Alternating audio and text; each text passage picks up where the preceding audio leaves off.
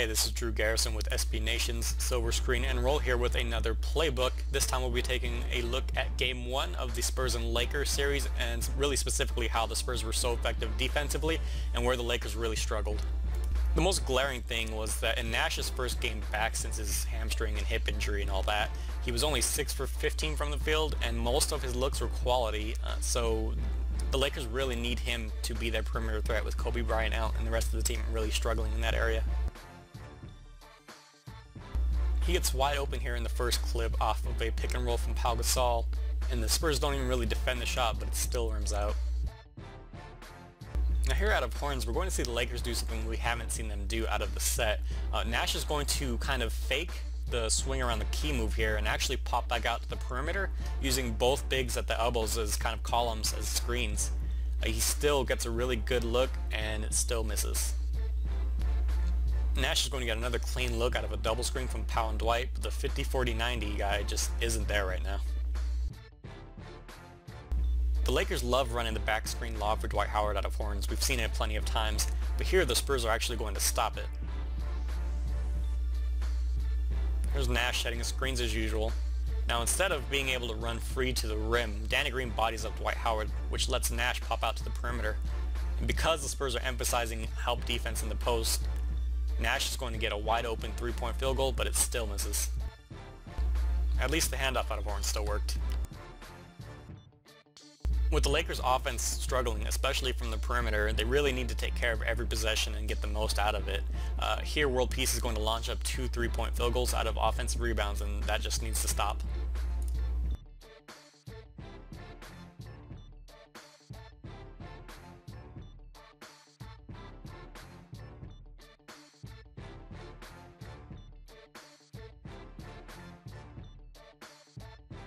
Nash wasn't the only one to struggle throughout the game. Gasol was only 7 for 16, and while he did pick up 16 rebounds, he was pretty much ineffective throughout the game. The Spurs dared him to make a perimeter shot.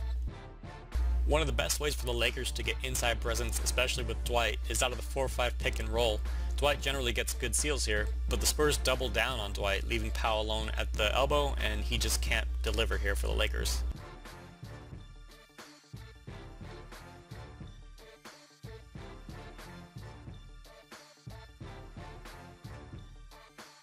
It's been the story of Pau Gasol all season. His mid-range jumper has really faded away from them. He's getting great open looks here, but he just can't get the shot to go down. Pau's going to get another great look here, but again, he fails to deliver for the Lakers, and this is a problem. The Spurs were aggressive in defending the post, and you'll see how hard Pau's fighting Matt Bonner here. He eventually gets him out of the triple threat, but even then he has to do a turnaround jumper to get the bucket.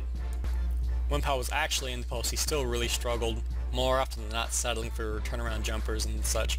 Even when he got around the rim, he was unable to deliver, so it was just a rough night for Gasol, and they'll really need him to turn it around in order to win the Spurs in Game 2.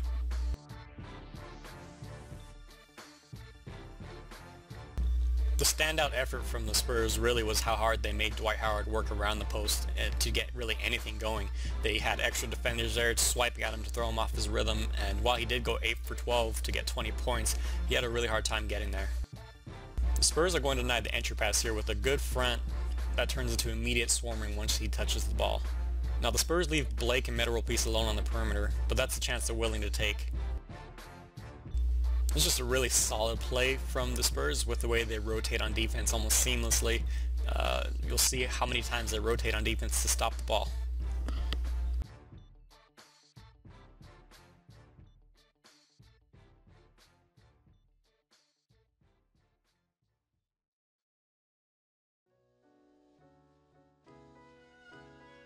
Eventually Dwight gets the ball and he has Matt Bonner.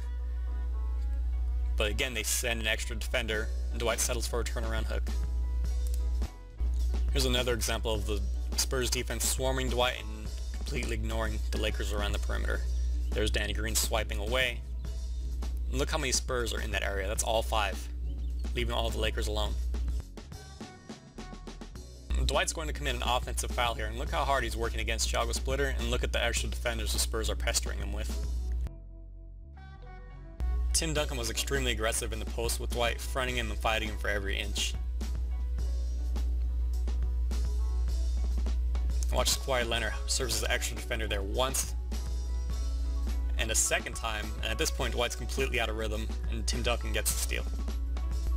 Even one of the few post moves that Dwight was able to pull off here going across the key, they send an extra defender in Parker. Still, Dwight already has great position and gets it in. The Spurs gambled that the Lakers wouldn't be able to beat them from the perimeter, and they were right. With Steve Nash really struggling in his first game back and Pau Gasol unable to stretch the floor as a power forward, the Spurs were able to double down or even triple down in the post, and it caused major issues for the Lakers. I'm sure we'll see more of this in Game 2 because there's no reason for the Spurs to change up a strategy that worked effectively. But that does it for this playoff playbook. If you are a Lakers fan or want to see more of our work, go to www.silverscreenandroll.com. Follow the blog at LakersBlog_SSR and follow me at DrewGarrisonSBN. Thank you for your time and thanks for watching.